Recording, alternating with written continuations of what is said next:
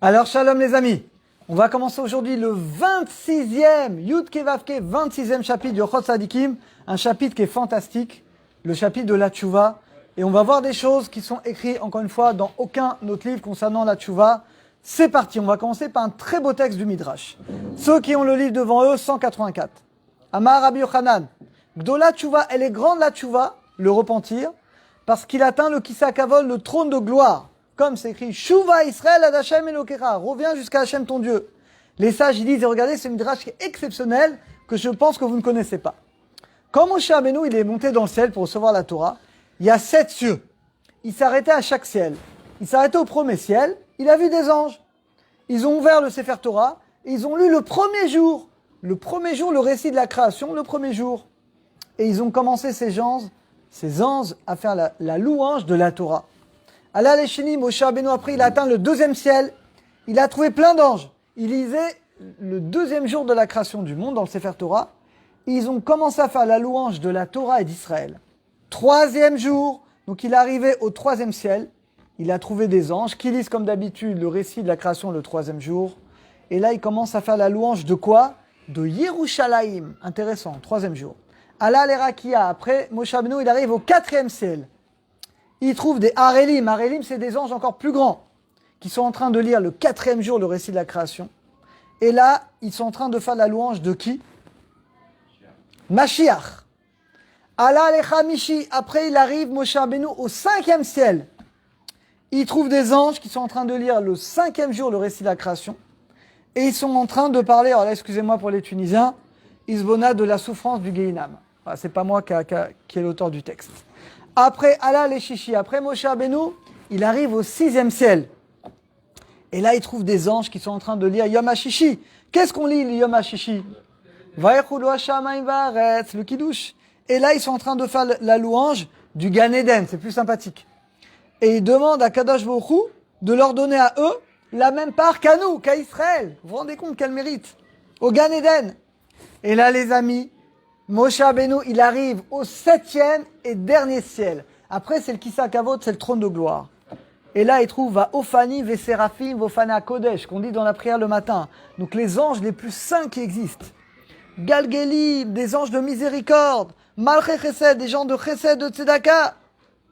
Et là, Moshe Rabbeinu, il attrape le Kisakavod. Et là, il commence à lire le récit du septième jour de la création. Vaïchoulou. Tout ce qu'on lit juste avant le Shabbat dans le Kiddush. Et là, les anges, ils s'arrêtent et ils vont faire la louange de quoi? La chose la plus kadosh, la plus sainte de tout. Chez la tchouva, de la tchouva. Les lamdera pour t'enseigner que la tchouva, elle atteint le kissa kavod. Ce texte, les amis, il est magnifique. On voit que la tchouva, c'est au-dessus de tout. Les anges les plus saints dans le septième ciel, qui est le ciel le plus élevé, qu'est-ce qu'ils étudient? Qu'est-ce qui dévoile comme lumière? La lumière de la tchouva. Nous, quand on fait tchouva, on traverse les 7 cieux pour se lier au Kissa Kavod, au trône de gloire. Vous vous rendez compte, ce texte, comme il est beau, c'est pas tout. Page de gauche. Amar Rabbi Akiva, regardez ce qu'écrit Rabbi Akiva.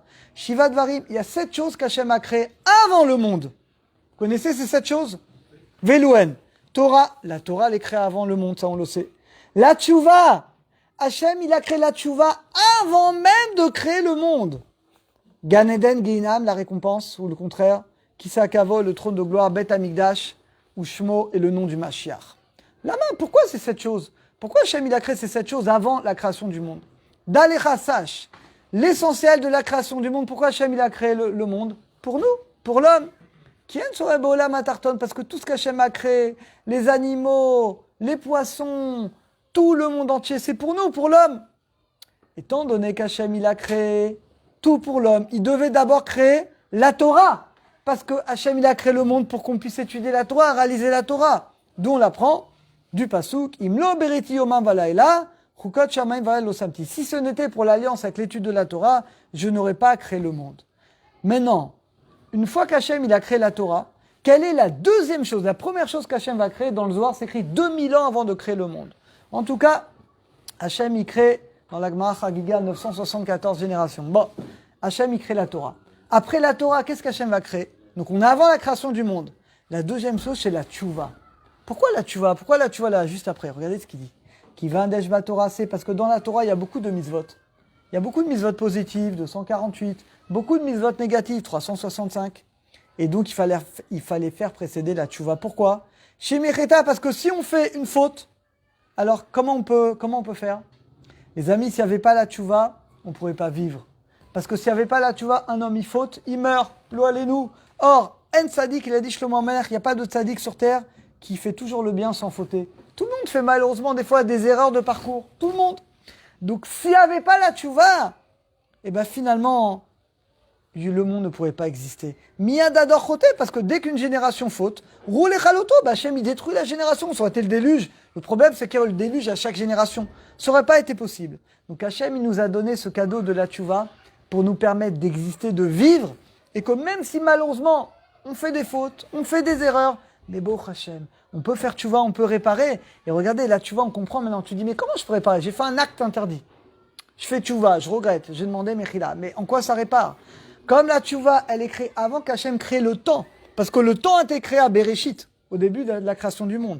Donc comme la tchouva a été créée avant le temps, et ben la tchouva, elle est intemporelle. C'est pour ça que la tchouva, c'est comme si tu retournes dans le passé et tu répares ce que tu as fait. Incroyable. Oulkar, c'est la raison pour laquelle, l'Odia Lechotim, qu'Hachem, il crée la tchouva pour dire, voilà, on peut toujours se rattraper. Vega Maharet, et dit, voilà, on voit que Hachem, il détruit Sodome et Gomorre.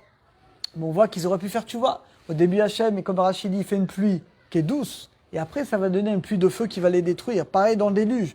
Donc on voit qu'Hachem, il crée la Torah, et il crée la tchouva. Après, il crée la récompense, la punition, le Gan Eden, le Ginam, le Kisa Kavod, qui va dit, maintenant qu'Hachem a créé tout ça, il va créer également le Bet Amikdash et le Mashiach. C'est le but. Le but, c'est d'arriver au temple, au Mashiach, qui bien mis même un timalé, parce que finalement, au temps du Mashiach, eh bien, le monde sera rempli de la connaissance d'Hachem. Et le Mashiach, il vient grâce à quoi? Vous savez, grâce à qui il vient? Grâce à la tchouva. Où c'est écrit un passou que tout le monde connaît. Uva letion goel ulshafe fesha ve'akov. Il vient le goel, le Mashiach. Ulfaché ulshave fesha ve'akov. C'est quoi ulshave fesha? Pour ceux qui reviennent de la faute pour les Baal tchouva. Par le mérite de la tchouva, eh bien finalement, on arrive au Mashiach. Tournez la page. Ibur Shiva Dvarim Yakdim Adam. Maintenant, il va numérer, écoutez bien, 7 choses pour lesquelles, les amis, on ne doit pas attendre. On doit faire tchouva dans la jeunesse. On ne doit pas attendre d'être vieux. On ne doit pas attendre d'avoir je ne sais pas quel âge, à la retraite. Ça y est, maintenant que j'ai du temps, je vais étudier la Torah, je vais aller près Minyan. Non. Pourquoi? Il faut faire tchouva tout de suite, jeune. Avodat Torah, Veira, Kolamalot, Chayav, Rabim. D'abord, la Torah, elle est infinie. Elle est très grande. Celui qui étudie la Torah, il voit tout ce qu'il faut apprendre, la Mishnah, la Gemara, les Midrashim, le Zohar, la Lacha, Shranao, c'est infini. Aruka Maret, la Torah elle est plus large que tout. Elle est plus large que la mer. Ayom Katsar, la Mishnah elle dit dans Pirkei Avot, la journée elle est courte et les ouvriers sont paresseux. C'est qui la journée? C'est ce monde-là. Ce monde-là, les amis, il est très court. Est-ce que vous vous souvenez quand on était jeune, quand on était au lycée, quand on était adolescent, après, Bémet, on a l'impression que c'est à pas longtemps. Et pourtant, c'est à 40 ans, moi c'est à 50 ans, 60 ans. Je me souviens, il y a 60 ans, quand j'étais étudiant. Je m'en souviens. Ayom, donc regardez, la journée, elle est courte. Le monde, il est très court. Regardez ce qu'il dit. Amou Chachamim, lo ketzel, la vie, elle passe comme une ombre.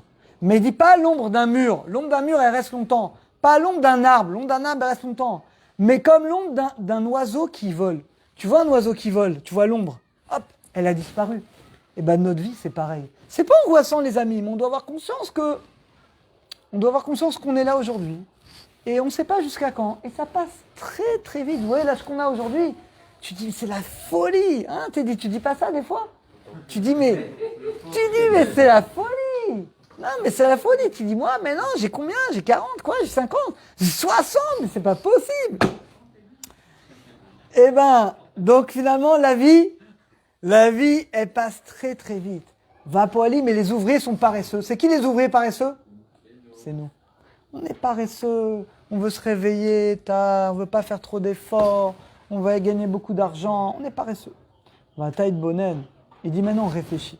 Adam et Chouyav, quand tu dois faire un trajet, un long trajet, Aderer Malé, et tu sais qu'il y a plein d'obstacles, et tu sais qu'il y a des brigands, tu dois aller à Gaza, c'est une ville très sympathique à visiter, tu dois aller faire un voyage touristique à Gaza. Mais tu sais que c'est dangereux, je ne conseille pas d'aller. Donc tu dis, oula, tu vas faire attention, tu vas prendre des soldats avec toi, tu vas pas aller la nuit, etc.